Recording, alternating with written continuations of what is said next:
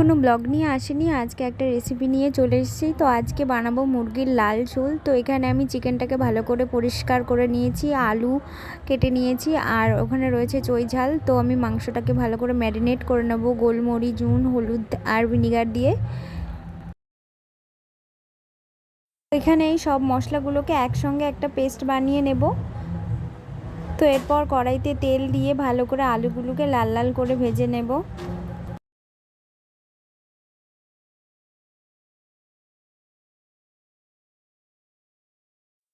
এবার ওই তেলেই শুকনো লঙ্কা, জিরে, গোটা গরম মশলা ফোড়ন দিয়ে পেঁয়াজ কুচি দিয়ে একটু লাল লাল করে ভেজে নেব।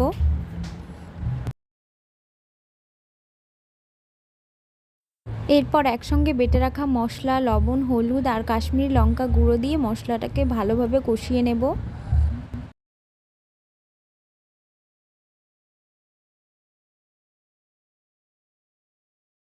মশলাটা কষানো হয়ে গিয়েছে, এবার ম্যারিনেট করা মাংস দিয়ে ভালো করে কষিয়ে নেব আবারও।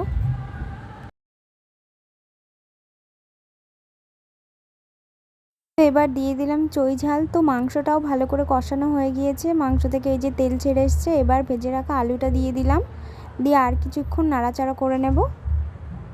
সামান্য একটু ঢাকা দিয়ে রেখে দেব। তো ঢাকাটা খুলে আর একটু নাড়াচাড়া করে নিলাম। তো এবার দিয়ে দেব পরিমাণ মতো জল।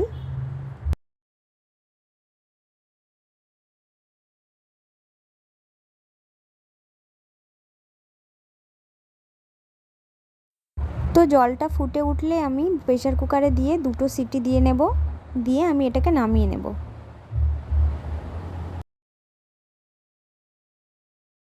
তো এর মধ্যে একটা গোটা রসুনও দিয়ে দিলাম। তো গোটা রসুনটা খেতে বেশ ভালো লাগে।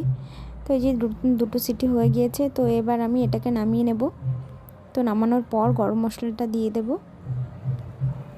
তো আমার রেডি হয়ে গেল চিকেনের লাল ঝোল। তো আমার রেসিপিটা আজকে কেমন লাগলো অবশ্যই কমেন্ট করে জানাবেন, আর ভালো লাগলে একটা লাইক করে দেবেন।